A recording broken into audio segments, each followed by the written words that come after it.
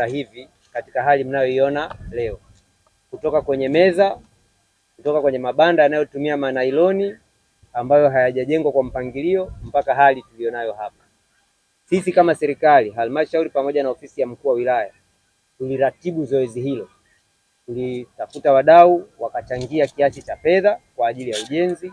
Tulipata wadau wakatusaidia bati ambazo tukazitumia hapa kwenye kupaulia na vifaa vinginevyo vya ujenzi. Na mpaka sasa hakuna mfanyabiashara ambaye anaweza akasema hana eneo la kufanyia biashara katika eneo la Simu 2000. Wote wamepata maeneo yao. Na meneja ameeleza vizuri, kuna vibanda zaidi ya 70 vimefungwa, ambapo aidha kwa sababu mtaji ni mdogo au kwa sababu nyinginezo. Vile ambavyo vilikosa watu, tulielekeza uongozi wa soko na meneja wa soko wawapatie wenye uhitaji, kwa sababu wako watu wengine wanataka kufanya biashara. Kwa mtu akija kama amekidhi vigezo anaweza akapewa eneo hilo, lakini asinyang'anywe mtu kwa kuonewa. Kama ameyumba mtaji kidogo, apewe muda aweze kurecover, aendelee na biashara. Asinyang'anywe tu kwa sababu basi kuna mtu amekuja na fedha zake, ana uwezo wa kulitoa hilo eneo. Na naamini meneja na mkurugenzi mtalisimamia vizuri katika eneo hili. Sasa ndugu viongozi, hasa mstahiki meya na mwenyekiti wa Chama cha Mapinduzi, hawa wote kwa mpango huo unaoona hapa ndio sehemu wanaotakiwa waende kule. Sasa haya masoko ujenzi wake, kitu cha kwanza cha muhimu kwenye eneo la wamachinga ni lazima kuwe kuna njia. Kuwe kuna njia ambapo mtu akinunua bidhaa hachukui bidhaa moja, aweze kuzunguka ndani ya soko hilo hilo. Ukijenga kwa mfumo wa kuingia kama kwenye josho la kuogea ng'ombe, kwamba ukishaingia lazima utoke, unaua mitaji ya watu.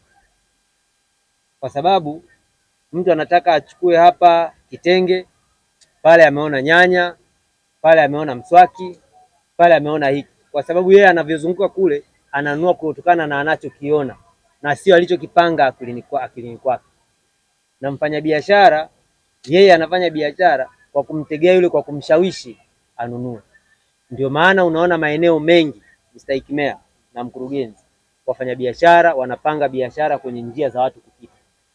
Utahangaika kila siku kutoa watu barabarani, lakini wale wanatega wanapita watu wapi? Kama watu hawapiti hutamuona mtu hapo. Kwa ni lazima design tunaoenda kukagua kule tuangalie pia mahitaji ya hapa ya njia na upangaji wake uko vipi. Tulipanga tu kwamba sisi tunasema 3D inaonyesha banda hili ni zuri, linakamilika. Baada ya siku mbili wale ulioweka kule utawakuta wote wako kwenye barabara yako ya mwendo kasi. Utawakuta wamezunguka kwenye ile eneo lote wakitafuta wapi biashara zinapopatikana. Kwa hili ni eneo ambalo lote linatakiwa liende kule baada ya kukamilika. Lakini hapa mstahiki meya na meneja na mkurugenzi tulipeana miezi mitatu, nikasema wasilipe chochote, hata zile 500.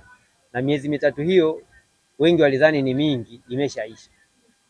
Tuma na wenzako chonde 500 zile ni wakati wa kuzilipa. Tumekubaliana wafanya biashara, mmeshaanza kulipa. Makofi kwa wafanya biashara. Na meneja na mkurugenzi, kama watalipa vizuri bila kukusumbua, kuna kaela kangu kalibaki nilikowekeza huku, nitawasamehe. Nitakupa hesabu yangu. Kuna ambao kwenye zile 50 hawakutoa kabisa. Kuna wengine walitoa 10,000, wengine wakatoa 15,000. Sasa mimi wananionea. Wanajua DC hata kuja kudai kwa nguvu. Lakini kama watalipa hizi 500, wakiacha kuzilipa 500, basi zile ambazo mimi nilitoa mfukoni nikaziingiza wazilipe.